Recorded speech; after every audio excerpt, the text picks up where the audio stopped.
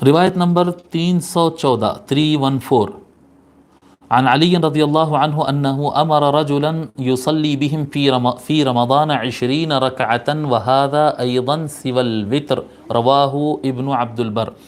مولا علی علیہ السلام سے مروی ہے کہ انہوں نے ایک آدمی کو حکم دیا ہے رمضان میں کہ وہ امامت کرے 20 رکعات کے، کہ وہ پڑھے 20 رکعات۔ امر رجلا یصلی بہم فی رمضان، اچھا مولا علی علیہ السلام نے حکم دیا ایک آدمی کو کہ وہ لوگ کو نماز پڑھائے رمضان میں 20 رکعات۔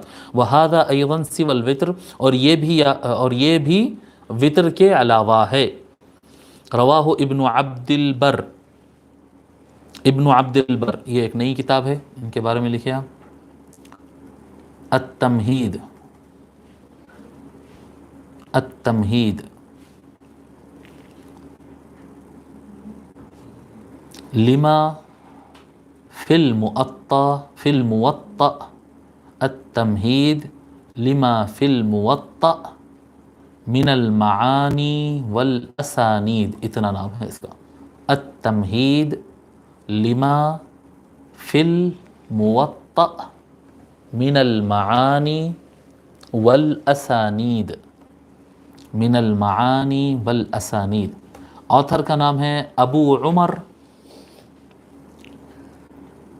عمر یوسف بن عبد البر القرطبی۔ ابن عبد البر سے آپ کی شہرت ہے، ابن عبد البر، بس اتنا نام کہا جاتا ہے شہرت کا۔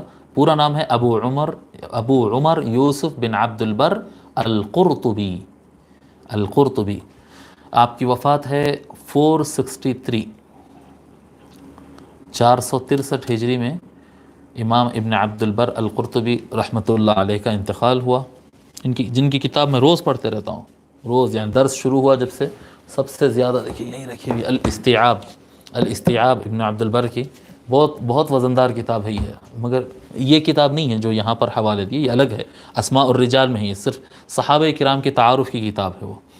تو ابن عبد البر القرطبی ہے یہ، ٹھیک ہے۔ ان کی وفات 463 ہجری کو ہے۔